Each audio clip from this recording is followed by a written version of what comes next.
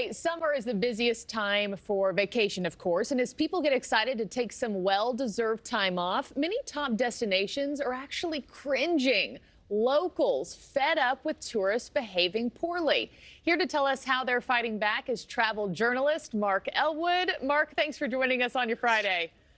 Oh, you're welcome. I feel like usually travel is full of joy, and I feel like I'm bringing bad news. No, I'm actually fascinated to break this down. My first question out of the gate, why are people ditching their manners on vacation? And is my theory correct that they act foolish everywhere? You don't just arrive on vacation and start acting this way, correct? So you're of the theory, there are lots of schools around this. I think some people say manners have gone to pot. This is just another example. Other people say, look, in the pandemic, we were very disconnected from people. The more disconnected we are, the worse our behavior, and we do that even more when we're on vacation. Because being on vacation is like a real-life version of being the Twitter egg. No one knows who you are, and you get to misbehave. Yeah, well, and now it's a Twitter dog, I think, if I'm correct. I can't keep up. I can't, hey, something, whatever. I can't keep up either. Hey, you wrote an article, I know, highlighting some of the most embarrassing things that vacationers have done, including swimmers harassing dolphins in Hawaii. What tops your list of just absolute nonsense that you have seen of people causing trouble? I think the worst thing I saw was the man who dived into the canal in Venice, because that was so dangerous. A lot of what people do is disrespectful, and that has one level of problem. But if we start seeing lots of people jump, now the guy who jumped into the canal in Venice, and the mayor of Venice said, I want to give him a certificate of stupidity. He was doing it for Instagram fame. He was lucky. He got out of that canal absolutely fine.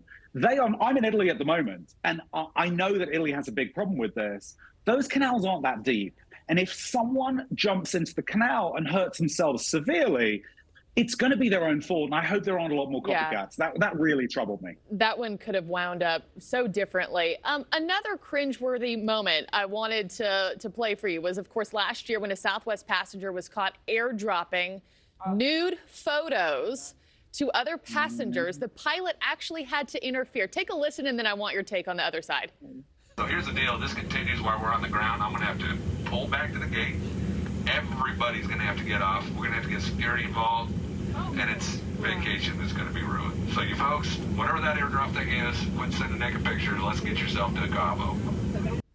I'm so embarrassed that pilot even had to get on, and I've actually had this happen, or airdropped photos that I didn't open because of this story.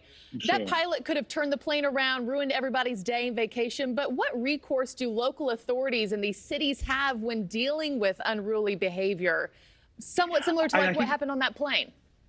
I think it's really difficult because, again, our behavior has outpaced legislation, just like a lot of the things like airdropping unwelcome, explicit pictures to people. The laws had to catch up to it. When people behave badly in destinations, there aren't many rules. Now, I will tell you, a little up from the coast, I'm in Tuscany at the moment. Positano, that gorgeous, picture-perfect town, is bringing in a fine for people who idle too long and cause a problem during the day in the summer. Yeah. Costs you $300 for being a sort of selfie hog in the summer. And I think we're going to see more of that. Yeah. You said you're in Tuscany?